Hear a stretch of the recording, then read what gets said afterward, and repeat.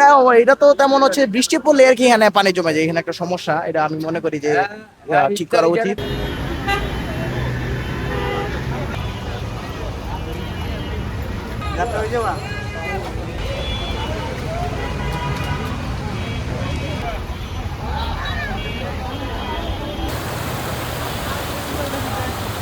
যে এটা আমার তৃতীয় এক্সপিরিয়েন্স বলা যায়। গত বছর এক বছর হয়েছিল, আর গতকালকে, আর এই আজকে।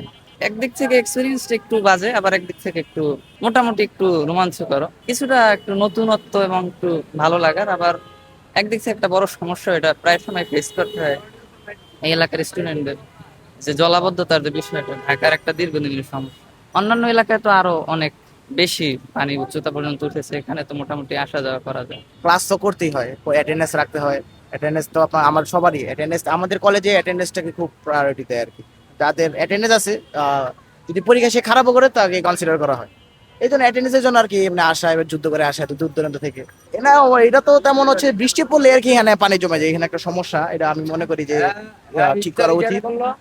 স্টুডেন্টদেরও ভোগান্তি, যাত্রীদেরও ভোগান্তি, সবারই ভোগান্তি এখানে। কোনো মানে বৃষ্টি যদি পড়া হয় তাহলে এদিক দিয়ে মানে জমে যায়, আসতে কষ্ট হয়, অনেকে আসতেও পারে না। আর ক্লাসের যে পড়াটা হয় সেটাও অনেকে পাচ্ছে না, এটাই আর কি।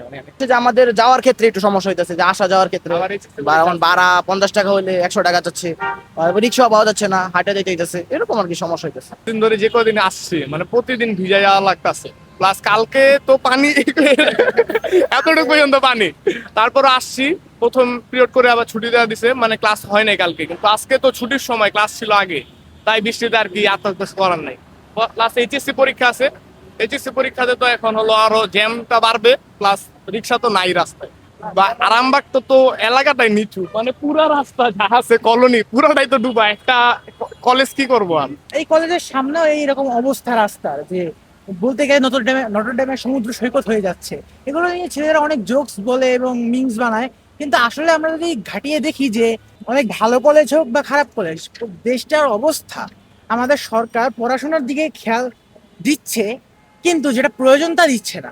এখন যদি একটা ছেলের রিক্সা থেকে পড়ে যায় পানিতে, বা কিছু একটা দুর্ঘটনা হয়, তাহলে তার কি পড়াশোনা পর্যন্ত এগোতে পারবে? সে সে কি কলেজে আসতে পারবে? পারবে না, কেননা এই সড়কটাই ঠিক নেই। তাই আমি বলতে চাচ্ছি যে আমাদের যেমনটা পড়াশোনার দিকে খেয়াল দেওয়া হচ্ছে, স্টুডেন্টের সেফটি এবং পরিষ্কার পরিচ্ছন্ন একটা শহর, এটার দিকেও খেয়াল দেওয়া উচিত সরকারের।